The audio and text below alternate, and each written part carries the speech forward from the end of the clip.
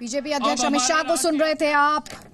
26 की 26 सीटें प्रधानमंत्री नरेंद्र मोदी को दे दीजिए, अपील की। कहा जनता के बीच रहने वाला आदमी हूं, पार्टी को अगर मेरी जिंदगी से निकाल देंगे तो बस शून्य ही बचता है।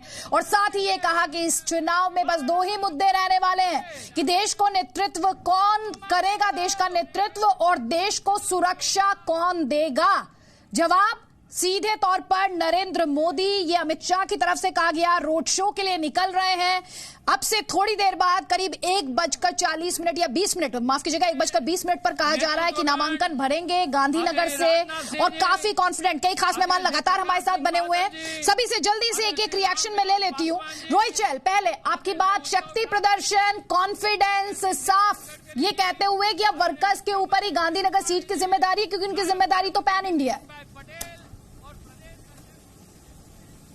बिल्कुल, देखिए आदरणीय राष्ट्रीय अध्यक्ष श्री अमित शाह जी जो आज नामांकन भरने जा रहे हैं, और मुझे लगता है जनता का आप देखेंगे पूरा एक जन समूह आज सड़कों पर है उनके स्वागत के लिए, क्योंकि पूरे पूर्व में 5 बार वहां से विधायक रहे हैं। और अब गुजरात के अंदर जिस तरीके से प्यार भारतीय जनता पार्टी को मिलता रहा है, पूरे देश के अंदर आज अमित शाह जी के नेतृत्व में जिस तरीके से एक पूरे ऑर्गेनाइजेशन की मजबूती हुई है। और राजनाथ जी ने खुद कहा कि देखिए जिस तरीके से पूरे नॉर्थ ईस्ट से लेकर और पूरे साउथ तक आज देश में अगर भारतीय जनता पार्टी मजबूत हुई है तो अमित शाह जी के नेतृत्व में हुई है।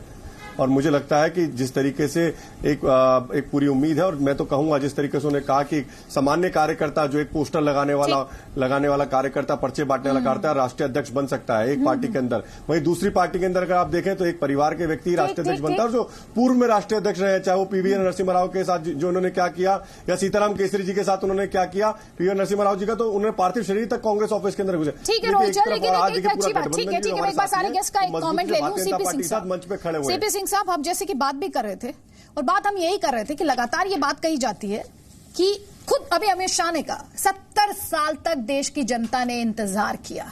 और जी पर तो हम एक तस्वीर के जरिए ये दिखा रहे हैं, जी पर लगातार, जी न्यूज पर ये दिखा रहे हैं, वो तस्वीर भी दिखा रहे हैं जब ये तीसरी लाइन में खड़े थे। लालकृष्ण आडवाणी 1991 में अपना नामांकन दाखिल कर रहे थे, बताने के लिए काफी कि कैसे एक आम कार्यकर्ता सबसे बड़ी पोजीशन जो है पार्टी में, जो कि प्रेसिडेंट है, वहां तक पहुंचा, लार्जर देन लाइफ, जो कि बीजेपी का नैरेटिव भी है। और आपको मैं जवाब देने का मौका दूं, एक बार बता दें, एक तरफ प्राइम मिनिस्टर मोदी की रैली, दूसरी तरफ अमित शाह का रोड शो बस अभी कुछ ही मिनटों में शुरू होने वाला है, और इसे जोड़ी नंबर 1 भी कहा जाता है। ठीक है सर, सीपी सिंह साहब, देखिए ये बहुत बड़ी बात है, हालांकि एक पार्टी के अध्यक्ष के द्वारा कही गई है, लेकिन सबसे बड़ी बात है कि 70 साल की प्रतीक्षा का मतलब ये हुआ कि एक ऐसा प्रधानमंत्री, एक ऐसा नेतृत्व जो जमीन से उठा हुआ है, और देश की जो 3 मूल चीजें हैं, समृद्धि, सुरक्षा और सम्मान, ये 3 चीज जिसके पैमाने पे है,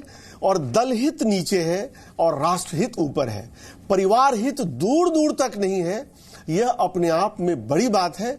आजादी के बाद भारत यहां पहुंचा है। और एक बड़ी बात राजनाथ सिंह ने कही थी कि हम 10 बरस के अंदर या 5 बरस के अंदर कहिए कि कहां 9 नंबर से 6 नंबर की आर्थिक ताकत बन गए हैं, लेकिन शायद वो कहना भूल गए कि परचेजिंग पावर पैरिटी के लिहाज से देखें, यानी भारत का पैसा कितना सामान खरीद सकता है, तो देश कहां पहुंच गया है, नंबर 3 पे। नंबर 3 सबसे बड़ी आर्थिक ताकत बना है, यानी समृद्धि, सुरक्षा और सम्मान, और 70 साल, ये अपने आप में बहुत बड़ी बात है, सांकेतिक है। ठीक है, हेतल पारिक मेरे सहयोगी गांधीनगर में जहां से नॉमिनेशन फाइल करना है बीजेपी प्रेसिडेंट अमित शाह को, वहीं पर वो मौजूद हैं। हेतल, कब 1:20 का टाइम दिया गया है, वहां पर आप क्या देख पा रहे हैं, कौन कौन वहां पर मौजूद है और क्या चल रहा है गांधीनगर में?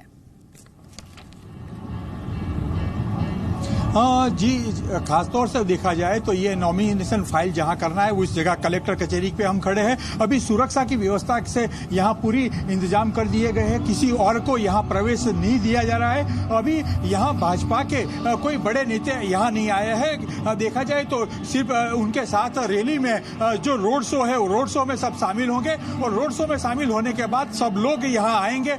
यहां आचार संहिता जो लगती है, चुनाव की जो संहिता संहिता है उसका पालन करते हुए 5 लोग यहाँ कलेक्टर कचेरी में आएंगे और भाजपा के राष्ट्रीय अध्यक्ष जो है वो उनके साथ वो ऊपर जाके कलेक्टर के सामने जो डीएम है उनके सामने जाके अपना नॉमिनेशन फाइल करेंगे। 1:20 में ये पूरा होगा। पहले तो अहमदाबाद का रोड शो जो गांधीनगर लोकसभा मत क्षेत्र में आता है उसमें से रोड शो शुरू करके अमित शाह गांधीनगर में आएंगे और गांधीनगर में कलेक्टर कचेरी आके ये अपना नॉमिनेशन फाइल करेंगे। जी ठीक। आशुतोष मिश्र, एक चैलेंज तो उद्धव ठाकरे ने फेंका कि विपक्ष एक तस्वीर दिखा दे, और दूसरा ये इंटरेस्टिंग बात है, राजनाथ सिंह ने कहा जो प्रधानमंत्री के लिए अपशब्दों का इस्तेमाल करता है उसे आप लोकतांत्रिक तरीके से सख्त सजा दीजिए। सर, आप गुजराती अस्मिता के बारे में जानते हैं ना, गुजराती प्राइड के बारे में जानते हैं ना, क्या कहना का मतलब था ये मुझे आपको समझाने की जरूरत नहीं है। तो आप मेरे ख्याल में भारतीय अस्मिता के बारे में भी जानती होंगी और कैसे जो है अपशब्द प्रधानमंत्री इस्तेमाल करते हैं भाषण देते हुए, वो जनता जानती है। तो वो तो